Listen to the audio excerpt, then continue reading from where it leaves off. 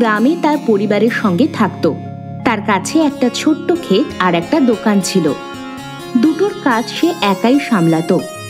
কাজে সে এতটাই ব্যস্ত থাকতো যে সে নিজের জন্য সময়ই পেত না।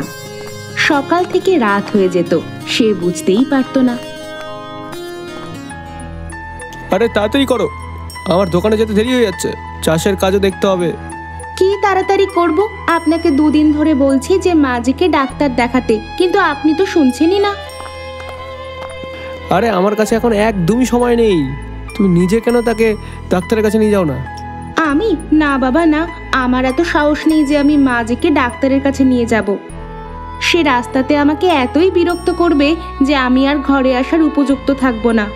এই কাজ আপনিই করুন। আচ্ছা ঠিক আছে, এখন আমি যাচ্ছি, দুপুরের দিকে আমি ডাক্তারের কাছে নিয়ে যাব।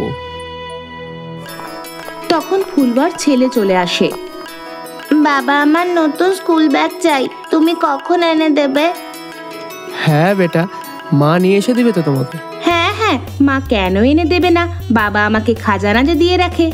আরে গতকাল 1000 টাকা দিয়েছিলাম তোমায়, সেটা কি করলে? ঘরে রাশন এসেছে, আর কি হবে? এখন আপনি কি আমার কাছে 1 টাকার হিসাব চাইবেন? বাবা, আমি জানি না, আমার আজকেই স্কুল ব্যাগ চাই। সব বাচ্চাদের কাছে সুন্দর সুন্দর ব্যাগ আছে, আর আমার তো জায়গায় জায়গায় ফেটে গেছে। এখন তো সেগুলো থেকে জিওমেট্রি বক্সও বেরিয়ে পড়ে যায়। তুই চিন্তা করিস না বেটা, বাবা হয় তোর, আনবে না কেন? আজকে তোর জন্য নিশ্চয়ই নতুন স্কুল ব্যাগ নিয়ে আসবে। বাবার কর্তব্য পালন করতেই হবে। আচ্ছা আচ্ছা ঠিক আছে, এখন আমাকে যেতে দাও, তাহলে আমার সমস্ত কাজ আটকে যাবে। ফুলবা যেতে থাকে। আর শোনো, আসার সময় মায়ের জন্য আঙুর নিয়ে আসবে। কতবার আমি তোমায় বলেছি পিছন থেকে ডাকবে না ওভাবে। টুক থেকে আমি তো মাঝির ফরমাইশ তোমাকে বলছি, সেটাই বলছি। ওনার আঙুর খেতে খুব ইচ্ছা হয়েছে। আজকাল ফলওয়ালা আসে না তো আমি কি করব? বাজারেই পাওয়া যাবে। ফুলবা সামনে এগিয়ে যায়, তখন তার মায়ের গলা ভেসে আসে। ফুলুয়া, বেটা ফুলুয়া, ও ফুলুয়া। আরে মা, এই সময় আবার কি হলো? ফুলুয়া, ও বেটা ফুলুয়া। ফুলবা মায়ের ঘরে গেল। কি হয়েছে মা, তুমি কেন ডাকছো? আমাকে কাজের জন্য যেতে হবে, দেরি হচ্ছে। বেটা, তুই তো সারা দিন কাজই করিস, কিছুক্ষণ আমার কাছেও তো একটু বস। আমি দুপুরে এসে অনেক কথা বলবো তোমার সাথে, এখন আমি যাই, অনেক তাড়াহুড়োতে আছি। বলতে বলতে সে বাইরে বেরিয়ে গেল। দুপুর বেলায় সে আঙুর আর স্কুল ব্যাগ নিয়ে এলো। মা, ও মা, চলো ডাক্তারের কাছে যেতে হবে, দেরি হয়ে গেলে আবার হাসপাতাল থেকে উঠে যাবে উনি। হ্যাঁ বাবা, আসছি। হায়, বুড়ো হয়ে গেলে তাড়াতাড়ি চলা যায় না।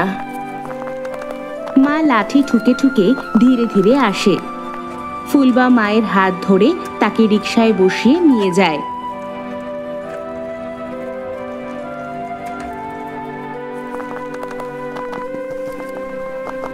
বাড়ি ফিরে এসে, শুনছো, মায়ের কিন্তু খেয়াল রেখো, এনার শরীর কিন্তু সত্যি খুব খারাপ। আমি এখনই ডাক্তারের লেখা ওষুধগুলো নিয়ে আসছি। আরে আসার সময় নিয়ে এলে না কেন? কথাটা তো তুমি ঠিকই বলেছো, কিন্তু মা কিছু সময়ের জন্য একা দাঁড়াতে পারছে না, ওনাকে কিভাবে একা একা ছাড়বো? এখন তুমি আমাকে বেশি জ্ঞান দিও না, আমি এখনই যাবো আর আসবো। ফুলবা দোকান থেকে ওষুধ কিনে বেরোচ্ছিলই, ঠিক তখনই একজন মজুর তার কাছে এলো। ফুলবা ভাই, চলো আমার সাথে চলো, না হলে আমি তোমার খেতে কাজ করব না। আরে কোন ঝড় আবার চলে আসলো যে এত জরুরি? একটু অপেক্ষা করতে পারবে না? আপনি আমার হিসাবটা করে দিন, আমি এখনই চলে যাচ্ছি। আরে আমার কথার মানে এটা ছিল না, আমি তোমার সাথে যাচ্ছি তো। কি হয়েছে আমাকে বলো। ফুলবা খেতে যখনই পৌঁছলো, আরেকজন মজুর দৌড়তে দৌড়তে এলো। ফুলুয়া ভাই, আমার হিসাবটা করে দাও, আমি আর এই খেতে কাজ করব না। আরে কিন্তু কি হয়েছে? কিছুক্ষণ আগে তো তোমার দুজনকে ঠিকঠাকভাবে ছেড়ে গেলাম, হঠাৎ করে আবার কি হলো? একজন মজুর অন্যজনের দিকে ইশারা করে, এই লোকটা একদম পাগল আছে ভাইয়া, এর কথা বলার কোনো সভ্যতা নেই, এর জন্য আমি এখানে কাজ করব না, আমাকে এখান থেকে যেতে দাও। আমিও করতে চাই না, আপনি সব কাজ একে দিয়ে করান। আরে তোমরা দুজন শান্তিতে কেন কাজ করতে পারছো না? আরে আপনি আর কি জানেন ফুলুয়া ভাইয়া, আপনি আবার কোন খেতে কাজ করেন বলেন? মালিক হয়ে তো আপনি এখানে ওখানে ঘুরতে থাকেন, আপনাকে তো এখানে থাকতে হবে না আমাদের সাথে, তখনই তো কাজটা ভালোভাবে হবে। আপনি যতক্ষণ থাকেন ততক্ষণ এ ঠিকঠাক থাকে, না হলে কোনো কাজই করে না, কাম চোর কথাকার। আমি এর সাথে কোনো কাজ করতে পারবো না, আপনি আমার হিসাবটা করুন এখনই, আর আমাকে এখান থেকে যেতে দেন, নাহলে এই আমাকে পাগলই করে দেবে। ঠিক করে কিন্তু ভেবে নাও ভাই, পরে দেখা গেল কাজই পেলে না। আপনি চিন্তা করবেন না, খুঁজতে গেলে কেন পাবো না, আপনি শুধু আমার খাটনির টাকাটা দিয়ে দেন। ফুলওয়া তাকে টাকা দিয়ে দিল। অন্য মজুর কাজে লেগে গেল, আর ফুলওয়াও কাজে তাকে সাহায্য করতে থাকলো। হে ভগবান, আজকে তো আমি অনেকই হাঁপিয়ে গেছি, এখন তো দাঁড়িয়ে থাকার ক্ষমতাও আমার নেই। বাড়ি যাই এখন।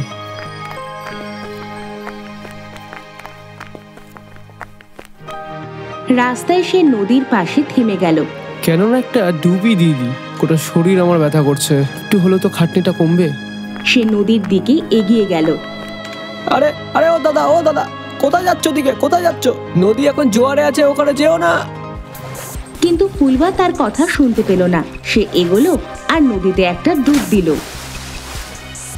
এই রোজকার জীবনে না সত্যি অনেক কিচকিচ আছে। ভালোভাবে নদীতে বিলিয়ে গেলে, কত ঠান্ডা জল, আহা হা হা হা, কত মজাটাই আসলো একটা ডুবেই। তারপর পরের ডুবে হঠাৎ একটা জোরে ঢেউ এলো, আর ফুলওয়া তা প্রতিরোধ করতে পারল না। সে সেই ঢেউয়ের সঙ্গে ভেসে গেল। আরে আরে বাঁচাও, কেউ বাঁচাও, আরে বাঁচাও কেউ। আরে আমি মুখ দিয়ে বেরিয়ে গেছে, আমি নদীতে বিলিয়ে যাবো বলেছি। আরে ভাই বাঁচাও, ভাইকে বাঁচাও, ওই লোকটা নদীতে বয়ে গেছে, বাঁচাও। ফুলওয়া নদীতে মিশে গেল। সে জলের গভীরে আরো গভীরে গিয়ে অজ্ঞান হয়ে গেল। যখন তার জ্ঞান এলো, আরে আমি কোথায় চলে আসলাম? এই জায়গাটা তো মনে হচ্ছে কোনো প্রাসাদের মতো। মহলের মতো না, এটা মহলে। আমার মহলে তোমাকে স্বাগত। তুমি কে? আমি এখানে কি করে আসলাম? তুমি সত্যি মনে জলে মিশে যাওয়ার কথা বলেছিলে, আর আমি শুনে নিয়েছি। তুমি আমার জলের দুনিয়ায় আছো, আর আমি জল পড়ি। এটা আমার মহল।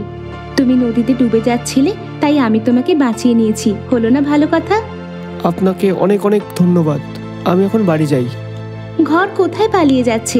তুমি কিছুদিন এখানে থেকে এখানকার মজা নাও। দেখো, এমন সুযোগ সবার কপালে জোটে না। কথাটা তো ঠিকই। চলো তাহলে আমিও কয়েকদিন রাজপ্রাসাদের আনন্দ ও মজা নিই। ফুলওয়া রাজমহলের আরাম ও আনন্দে রাজকুমারীর সঙ্গে খুশি খুশি থাকতে লাগলো। আমি তোমাকে একটা চুটকুলা শোনাই। হ্যাঁ হ্যাঁ, শোনাও।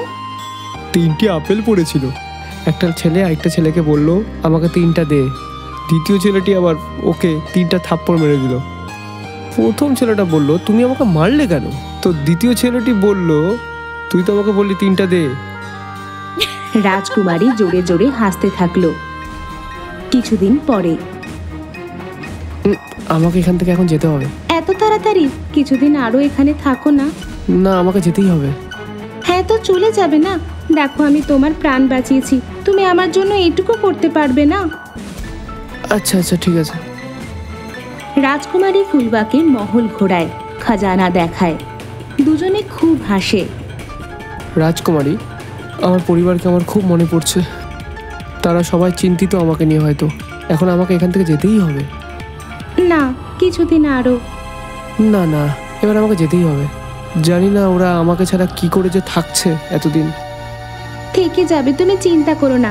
এখন তুমি কখনো এখান থেকে যেতে পারবে না। তুমি আমার সঙ্গে এখানেই থাকবে। এটা তুমি কি বলছো?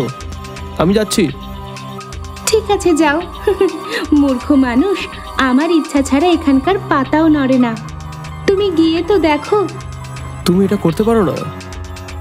দেখো, তোমাকে আমার খুব ভালো লাগে। আমি বলছি, ছেড়ে দাও ঘর পরিবার, কি আছে ওই দুনিয়ায়। এখানে আমার সঙ্গে থাকো, আমার রাজা হয়ে। আমরা দুজন একসঙ্গে খুব খুশি থাকবো। আমার মা এবং স্ত্রী আর ছেলে সবাই আমার জন্য অপেক্ষা করছে হয়তো। আমাকে দয়া করে এখান থেকে আমাকে যেতে দাও। আমি এখানে আর থাকতে পারবো না। আমারও পরিবার ছিল, কিন্তু সবাই মারা গেছে। এখন আমি একলা। তুমি আমার সঙ্গে এখানেই থাকো, বুঝলে? না হলে আমাকে জবরদস্তি করতে হবে। আমি চলে যাচ্ছি। ফুলবা যাওয়ার জন্য পা বাড়ালো, কিন্তু সে সেখানেই জমে গেল। মেনে নাও। তুমি ভুল করছো, ভগবান কিন্তু সব দেখছে।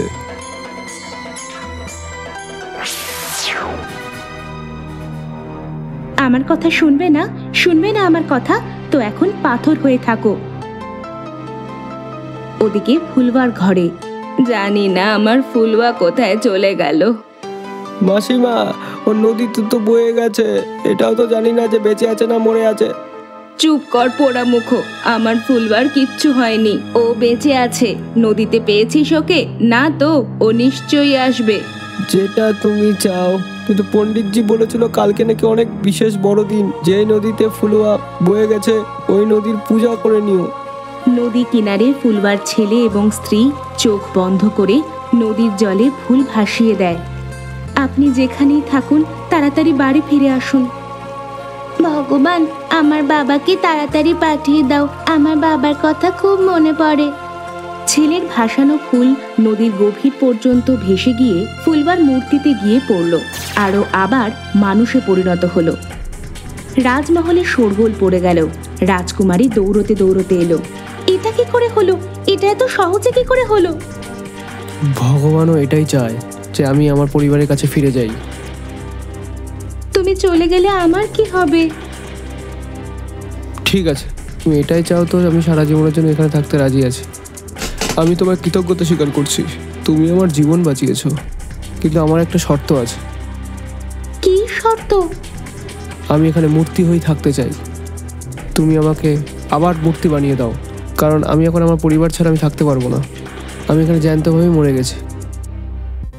ফুলুয়া, তুমি চলে যাও। এখন এই হিংসুটে এবং বোকা রাজকুমারী তোমার কোনো ক্ষতি করতে পারবে না। এ অনেক বড় স্বার্থপর, নিজের খুশির জন্য তোমাকে বরবাদ করে দেবে।